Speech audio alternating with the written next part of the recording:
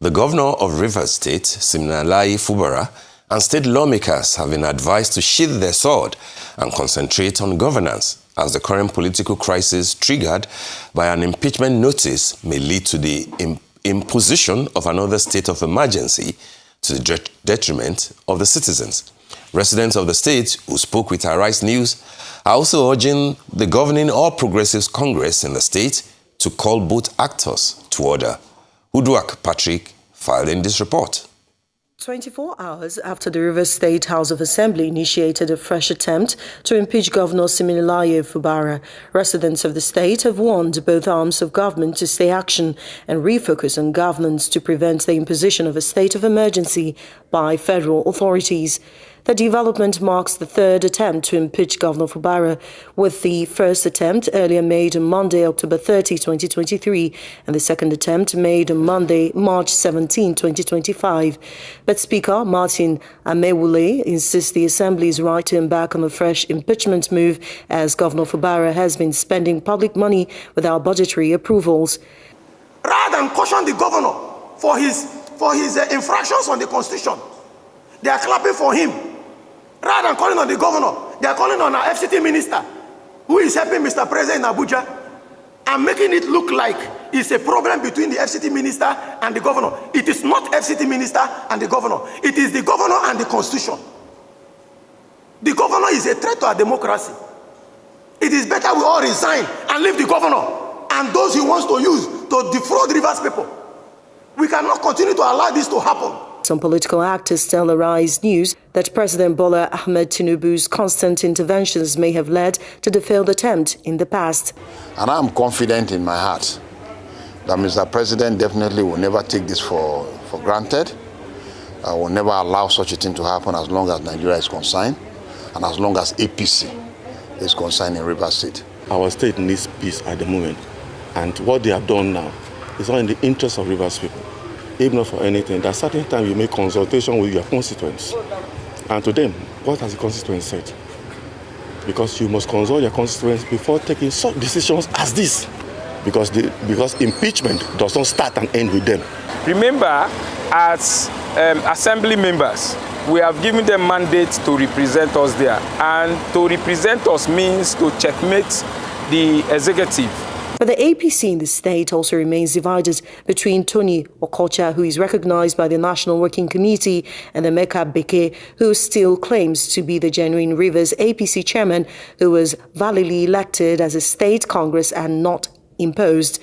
While the APC faction in Rivers, led by Emeka Beke, has asked the State House of Assembly to resist moves to destabilize the Fubara-led government, Tony Okocha, who is an ally of the FCT minister Nyesom Wike, has however remained mum and refused to comment on the matter despite an Arise News inquiry on his views on the matter.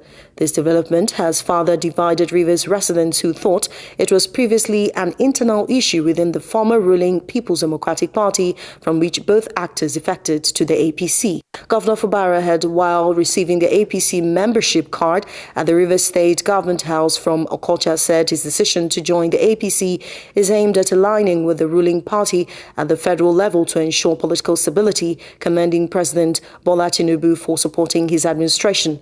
But with the recent outburst between the APC National Secretary Ajibola Basiru and Nyesom Wike, many political observers say the APC now seems to have a Wike problem, just like the PDP, and are calling for a swift dialogue to address the contentious issues that a likely impeachment of Governor Siminalayi Fubara may throw up in the polity at the state and national levels. Well, quite a lot said there, but joining us now to share his thoughts on all of that, as well as the Nigerian Tax Administration Act 2025, is lawyer and public policy analyst, Libros Oshoma. Good morning, Libros, and Happy New Year to you. Good to have you on the morning show today. Yeah, good morning, Steve and Awa, and Happy New Year. Thank you very much. Good morning. All right, let's talk about Rivers State. Rivers of trouble, some people will say, or 1 week, one trouble, as far as Rivers State is concerned. The trouble is back somehow, and there are two key dimensions to it. There's a political dimension of the trouble between the governor, Sim Fubara, and his godfather, the minister, Nyesom Wike. But of course, the other trouble with the House of Assembly, where the Speaker, Amaule, in initiating, what is it called? A removal of the president, an impeachment of the governor, impeachment of the governor, is saying clearly that Governor Fubara is a threat to democracy. Very, very tough words there being used. What is your reading, Liberals, of all that is happening in Rivers State at this point? What do you think triggered it, and how far do you think that the Rivers State House of Assembly can go this time around, given the fact that it was the same rhetoric that led ultimately to the state of emergency that kept Fubara away for 6 months last year? Yeah, thank you once again, and Happy New Year to viewers. When I heard that word, Fubara is a threat to democracy, and I asked myself the question, are they not all threats to democracy? Is this how democracy is run, really, if we're talking about democracy? Starting from the election, for a man to boast that he bought forms for all the members of the House of Assembly, including the governor, senators and House of Rep, and nobody's asking him where are his tax returns and what are his earnings, where did the money come from? Is that not a threat to democracy? For a man who is a minister of the FCT to sit down, rather than sit down in Abuja, is in Rivers State, going around as if campaigns has started and shouting agreement, disagreement, I will not support the governor, and what the Gen Z will call cho-cho-cho. Is that not a threat to democracy? As if he's the only voter in Rivers State. And then after all of that is said, the next thing, the House of Assembly pretending to enforce the Constitution now comes around to say, yes, there's a threat to democracy. We suddenly woke up and we want to enforce these provisions of Section 188 of the Constitution. Are these not threats to democracy, where party members, rather than involve internal party mechanism for resolving dispute, will all look towards the president to resolve, and yet you say you don't want to create superhuman? Is that not threat to democracy? So when I look at these people masquerading as Democrat and bandying the Constitution, I just laugh, because in the first place, we all know during the emergency rule that you said that we all are aware of, I choose to call it an interregnum for the Rivers people. We all know that a budget was passed at the National Assembly. That budget, according to, initially I had thought, because the Supreme Court had ruled that misconduct is as defined by the members of the House of Assembly. So what they term as misconduct is what misconduct is. So I had thought that the governor was actually spending extra budgetary expenses without recourse to the House of Assembly, until I listened to the spokesperson of the House of Assembly saying that when the governor came back after the state of emergency, they knew that there was a budget in operation, but that they felt that that budget did not cover the plans and program of the governor. So they have asked him to submit another budget, and the governor had bluntly refused to submit another budget. The question a reasonable man would ask is, what if the governor decides to run that budget to a logical conclusion, to its end, before submission of another budget?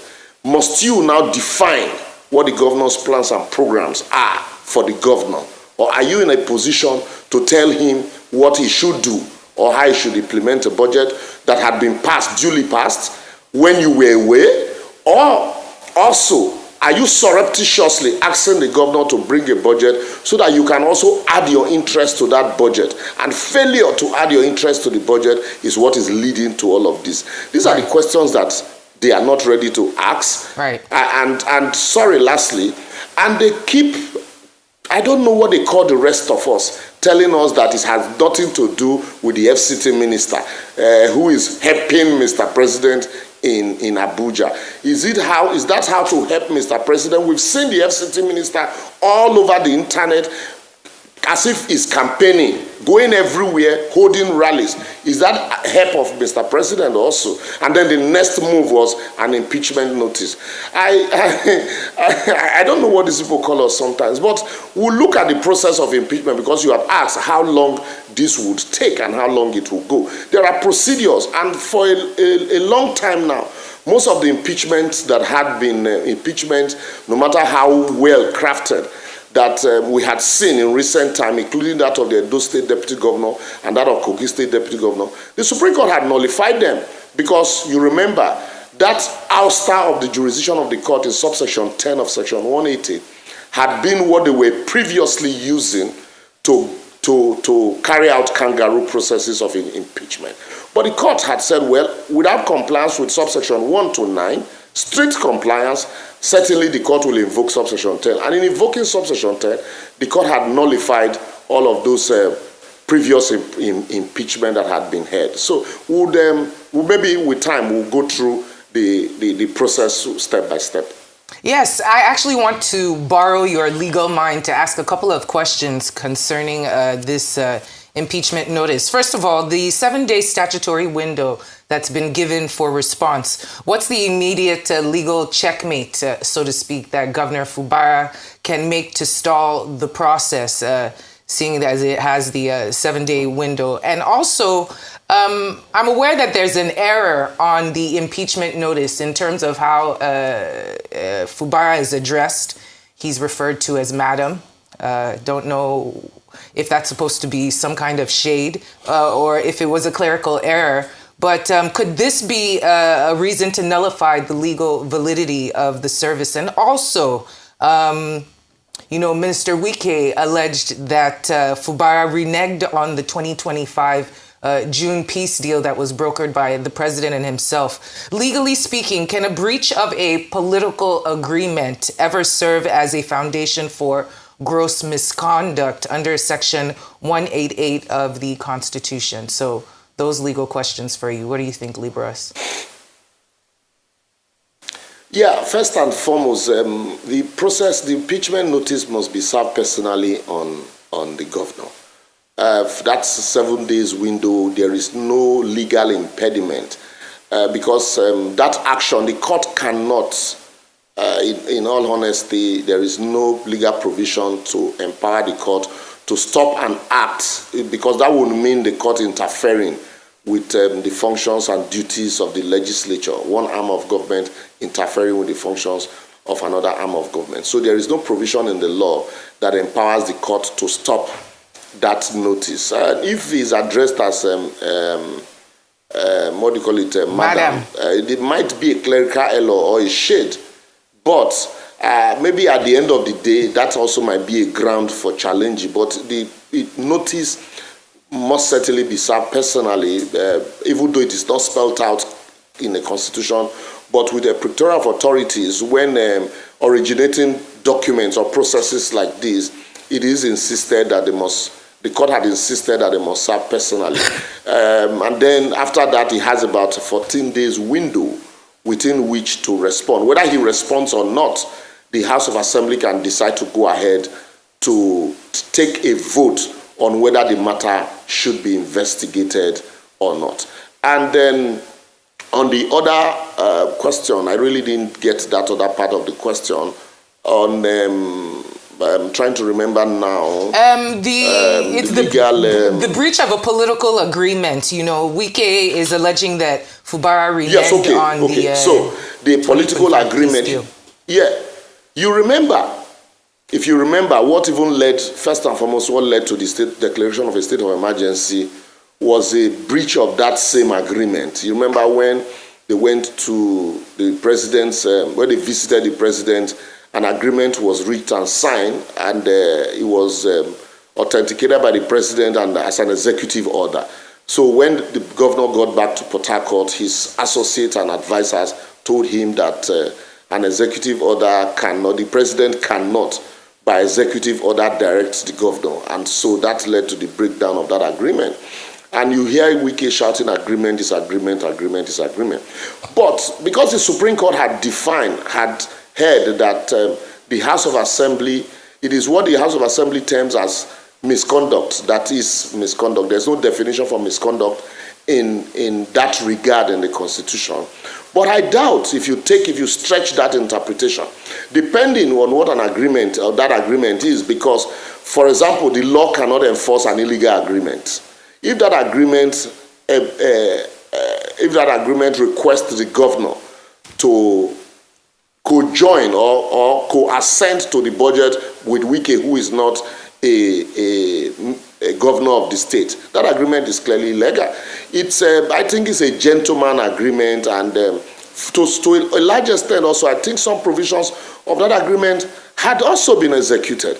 If you look at the political structure of Rivers State, like your reporter said, the weakest faction of the APC is the one that is recognized by the National Working Committee. The local government chairman, local government election conducted, almost all of them are loyal to Wike. The House of Assembly members, almost all of them are loyal to Wike. The appointments so far from the Rivers State you can say they are loyalists of Wike. If even without saying that agreement, you can say that certainly that almost the entire structure, both in APC and PDP, the APC structure now in Rivers State, the president surreptitiously had handed it over to the Wike. So the only thing remaining now is for the governor. I think allowing the governor also to do what he needs to do, and also have allowances within that agreement shouldn't be outside the scope of the agreement. And then, like I said earlier, I was stretching it. I do not think a breach of that agreement, to answer your question directly, should form a basis for misconduct and impeachment. If it's an agreement reached, a gentleman agreement reached, then it can subsequently be renegotiated by the arbiter and then amends made. So, but to now use constitutional provisions to now use that agreement and infuse it into a constitutional provision dressed in the agreement form or a constitutional form to say it's a breach of the Constitution. While the House of Assembly is singing breach of the Constitution, their leader or their godfather, if you permit me to use that word, is singing agreement is agreement, agreement is agreement. So which one should we follow? Is it a breach of the Constitution or a breach of the agreement? And we all know, since the breach of the agreement preceded the alleged breach of Constitution, certainly it's all about a breach of an agreement reached. And I do not think that breach of agreement should form a basis for impeachment, because it can always be renegotiated. All right. A couple of questions from me. How long do you think that Fubara can last if the State House of Assembly, which it does not control, Wike controls the Assembly, it is obvious to everybody, how long do you think that it can last in terms of the processes and procedure of an impeachment? A few weeks, a couple of months, and then what role will the Chief Justice of the Rivers State have in all this ultimately? Because ideally, it won't end with any proclamation from the State House of Assembly. And then you can add this to it. Fubara is APC. Yeah. His party is saying, we stand with our governor. What do you think that his party should be doing at this point in time? Yeah, you see, I had always said that impeachment proper rise and fall with the chief judge of any state. The House of Assembly can initiate the process. You can do, all the debates, all the abracadabra. Once the chief judge decides to constitute a panel of 7 of people that will return a verdict of no misconduct established, that's by virtue of subsection 9 of section 188, that is the end of that process. A debate will not be taken on it, not even a discussion on the matter. So if we had seen that in most times before now, when the House of Assembly wants to do this, they have the buy-in of the chief judge, who will constitute a panel of, even though the Constitution says a panel of people with integrity who are not partisan, who are not members of the civil service, and all of that. We've seen situations where members of the panel, I've even had a colleague who was once a member of a panel who even said that the report was already written even before the sat. That's to tell you how kangaroonish these processes can take. But if you have a chief judge who decides to say, you know what, we're going to do the right thing, we're going to bring in people who will look at this matter dispassionately. And the words on the street of Rivers State really is that a lot of them, apart from those people who are loyal to their leader, the words on the street is a lot of people are not happy with what is happening. So if the chief judge decides, because their panel has a window of 1 month within which, 30 days within which to submit a report. So if the chief judge decides to set up a panel of men of integrity who will look at the issues dispassionately, and they come up with a return of no misconduct has been established, certainly that becomes the end of the matter. But if, like we have seen happening everywhere in Rivers, where Wike seems to have his hands on the lever, the political lever, if he also has his hand on the legal judiciary, then certainly, like we've seen in previous processes, then we can say that Fubara is as well as gone. But that's not clear now, because a lot of people cannot say for sure. This is where the chief judge political leaning, because whether we like it or not, even though the judiciary is supposed to be unbiased, we've seen complaints from actors and non-actors politically complaining about judgment coming from courts, and so that's where some persons loyal to Fubara are hinging their hope now that certainly the chief judge might come to their rescue. And if he does that, then that becomes the end of the matter, because the next sitting of the House of Assembly would be for them to take a vote on whether the matter should be investigated. And once that is done, the Speaker would now write to the Chief Judge to constitute a panel of 7 persons, unbiased 7 persons with integrity, to investigate the matter, and they have 30 days within which to report their findings. And then now to the other question on APC. Your last question again, please remind me. APC is political party. Yes. So, Steve, do you know when this issue started playing out? First it was in PDP and now in APC. Yes. The question that comes to mind, if you remember, the first governor that was impeached in Nigeria, Balarabe Musa, of the PRP, who had a house, dominated by the MPN. So you begin to wonder, yes, PRP governor had a house dominated by MPN, who even refused to screen his commissioners. But today, you have a party, before they were all in PDP. Some said they defected, that the issue of defection or no defection came in. And you remember we had this debate back and forth that it is not within the ambit of, within the powers of the governor to say who he will recognize and who he will not recognize. That it is the court that will spell out defection and will state how defection should be. Who has defected or who didn't defect. We argued all of that until the court eventually ruled that it is not within the governor's bureau, like according to him, to recognize who is a member of the House and who is not a member of the House. But today, they are all in the same party now, APC. I think the House of Assembly members did not expect that Fubara was going to follow them into APC. I would have expected that the party at the center would rein in their members or called a roundtable discussion to review that agreement, to look at the agreement, the document, and then maybe propose a way forward. But typical of our democracy, like I said earlier, where everybody looks up to the man at the top, where like they say, Oga at the top, the Mr. President. So he's not around now, everybody's looking up to him, hoping that he, as the leader of the party, he will be the one, once again, to call them to order.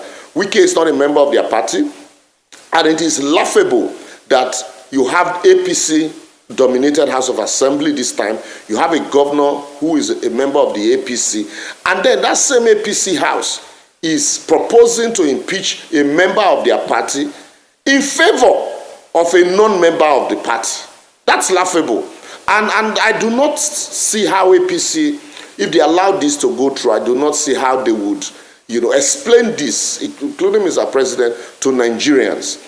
It's clear that truly the party, the center can no longer hold, just like it was in PDP those days as a ruling party. You have a ruling party syndrome when you have contending interests, even though they are all members of the same party, but they all have different blocks and contending interests. So it was like opposition within the party. And that clearly is not democracy. And that clearly shows that there is no political ideology in the party. So that's where we would expect, because Wike is not a member of the party. He does not listen to anybody in the party, apart from Mr. President. That's why even when the National Secretary of the party had said that they stand with Fubara, they support him, immediately the response from Wike was that he should not even interfere in the affairs of Rivers State, and that he has brought both the APC chairman, state chairman, and the PDP state chairman together, and anybody that can try it in his state should go and do it. So it's like a bull in the china shops, and Mr. President, who appointed him, that can call him to order.